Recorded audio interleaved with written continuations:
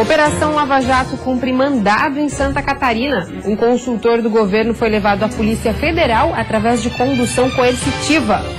O Ministério Público de Santa Catarina de estuprar pacientes dentro do consultório em Florianópolis. E ainda em sessão tumultuada, a Câmara de Vereadores de Lages volta atrás e mantém veto do prefeito ao reajuste dos vereadores. No futebol, Criciúma goleia o Internacional de Lages e segue vivo na briga pelo título do catarinense. E ainda a diretoria do Avaí mantém o técnico, mas zagueiro Antônio Carlos pediu rescisão de contrato. O Band Cidade desta terça-feira já está no ar.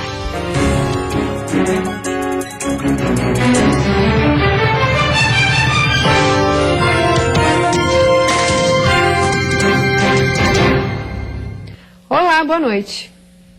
O Ministério Público de Santa Catarina ofereceu denúncia contra o médico Omar César Ferreira de Castro. Ele é acusado de estuprar pacientes dentro do consultório.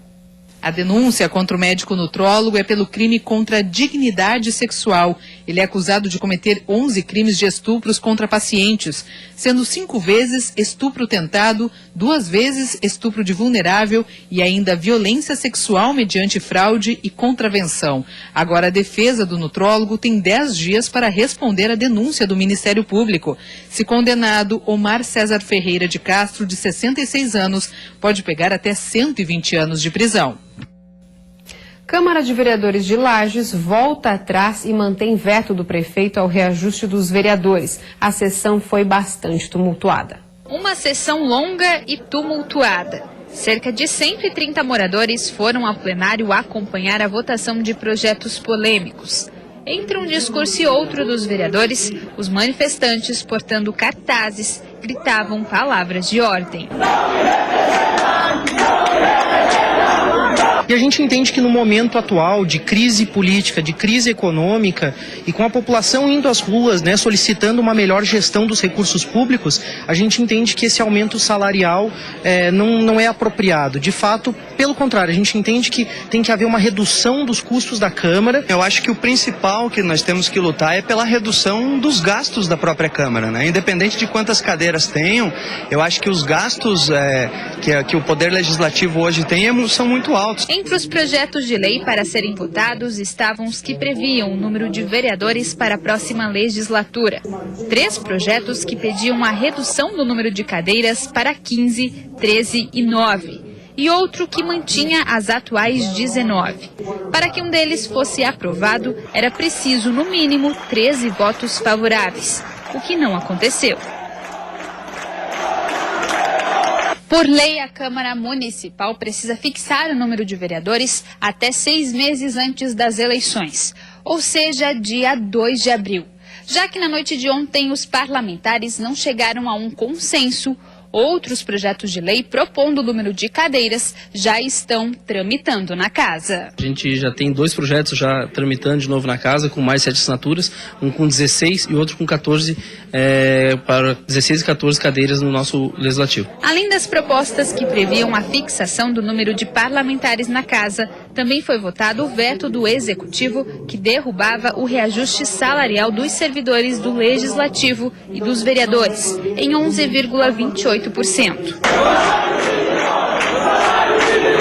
Com a pressão popular, muitos parlamentares voltaram atrás e a maioria decidiu manter o veto e o atual salário dos vereadores, que é de mais de R$ 8.000. Mesmo assim, alguns parlamentares vão entrar com um projeto para que seja reajustado o salário dos servidores da Câmara. O que a gente vai propor para o presidente é que ele faça um novo projeto somente para os servidores, não passando do vereador, que faça para os servidores. Eu acho que isso é uma coisa legal, normal, eles têm que ter esse reajuste de salário. A Polícia Federal está cumprindo 110 mandados da 26ª fase da Lava Jato. Cerca de 380 policiais federais cumprem os mandados no Distrito Federal e em 8 estados, entre eles Santa Catarina. A atual fase foi batizada de Xepa e tem como alvo o Grupo Odebrecht. A nova fase foi deflagrada após identificação de indícios de que a empresa possuía um departamento responsável por pagamentos de vantagens indevidas a servidores públicos. Em Florianópolis, o alvo foi um consultor do governo. André Agostini Moreno foi levado à Polícia Federal através de condução coercitiva, onde prestou depoimento e foi liberado. Em nota, o governo do estado confirma que André Agostini Moreno ocupa cargo em comissão de consultor na Secretaria da Casa Civil. No momento, desenvolve atividades no DEINFRA. O governo desconhece qualquer relação do servidor com a Odebrecht.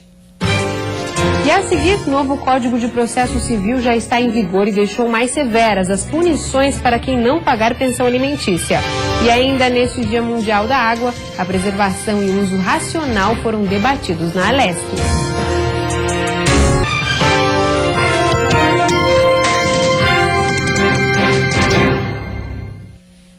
Já entrou em vigor o novo Código de Processo Civil. As punições para quem não pagar pensão alimentícia vão ficar mais severas. A mudança inclui prisão em regime fechado e inclusão do nome no serviço de proteção ao crédito.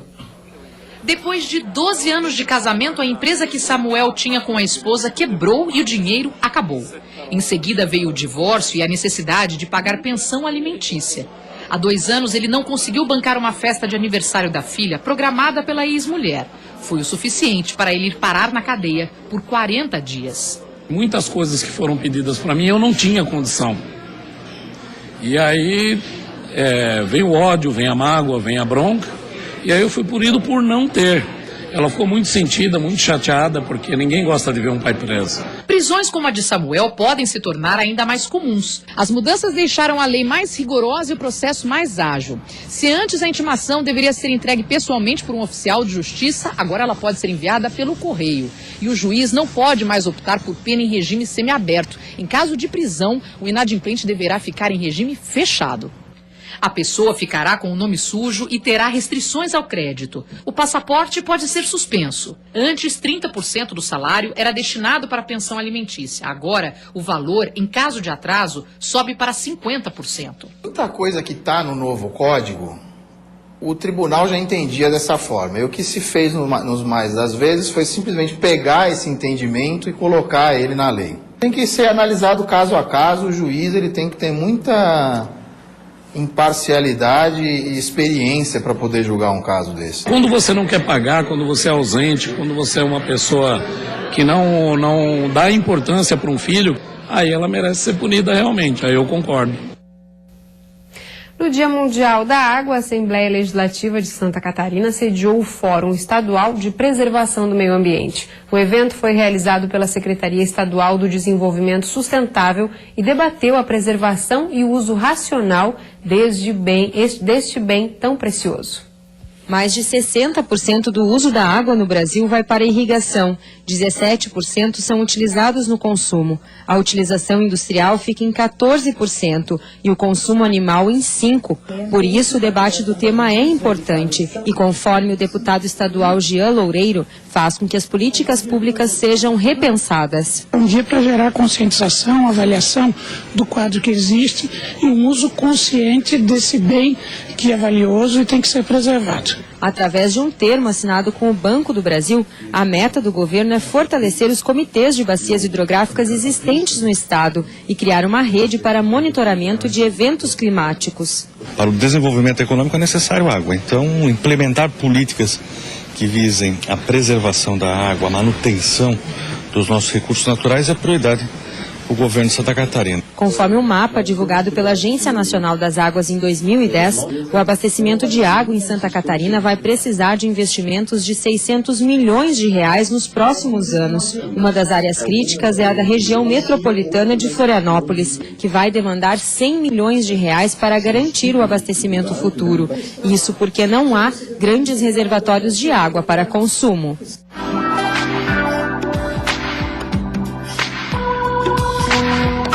Na Serra, Serra, quarta-feira deve ser de sol e algumas nuvens, com temperatura entre 13 e 22 graus. No oeste, a máxima pode chegar aos 26, mas à noite, a chance de chuva.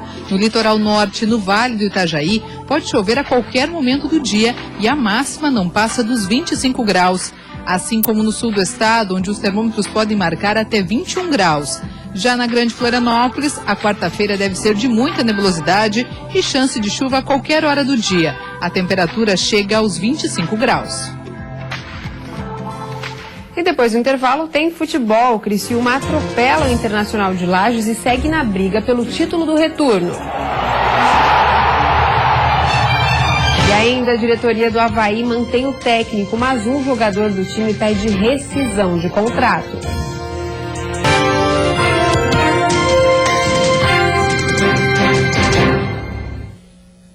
Futebol, o Criciúma não tomou conhecimento do Internacional de Lages, venceu de goleada e manteve as chances de brigar pelo título do retorno.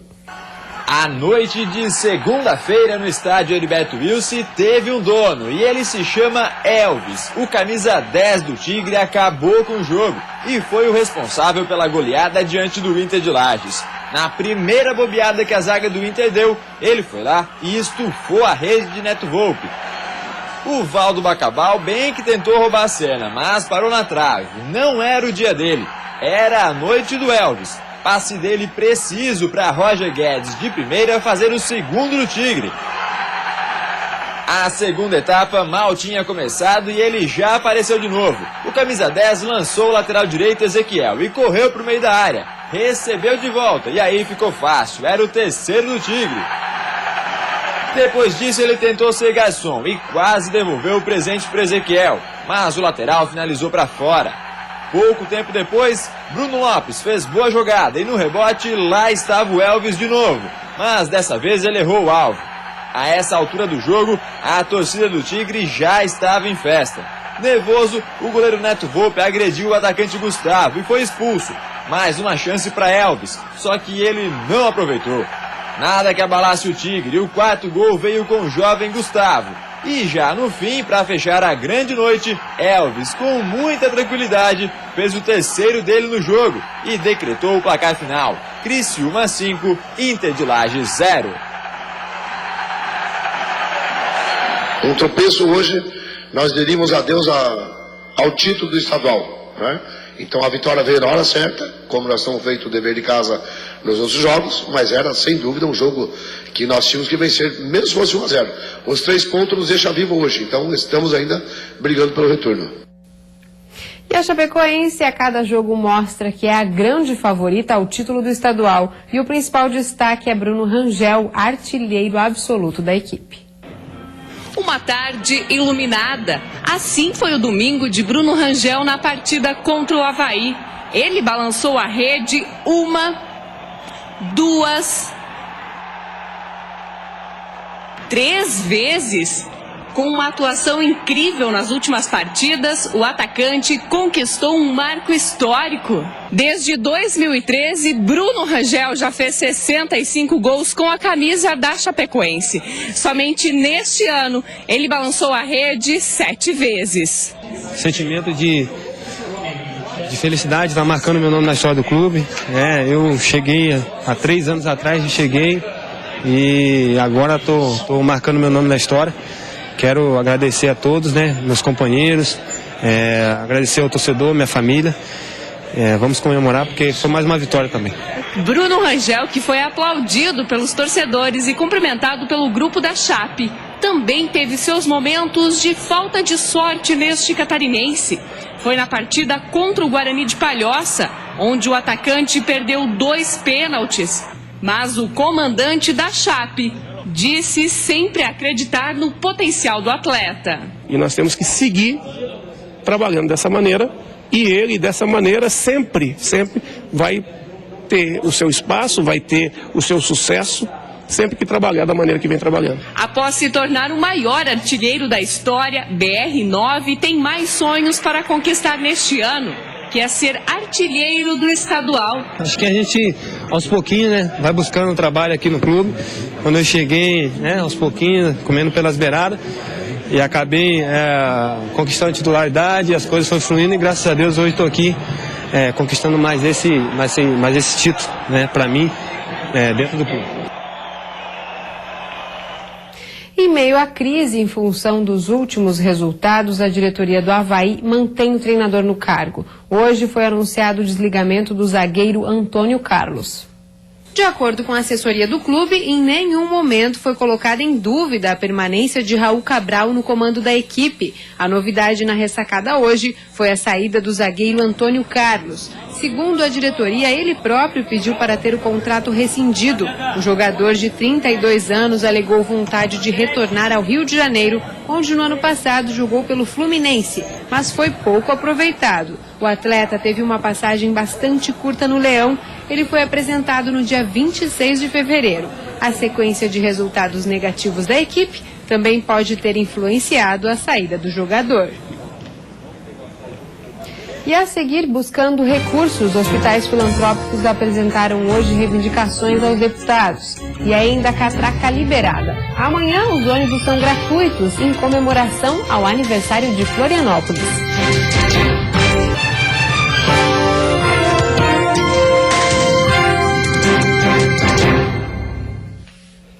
Arcando com prejuízos milionários todos os meses, a saúde filantrópica do estado pede socorro. Além da defasagem na tabela do SUS, atrasos nos repasses podem levar ao fechamento dos hospitais.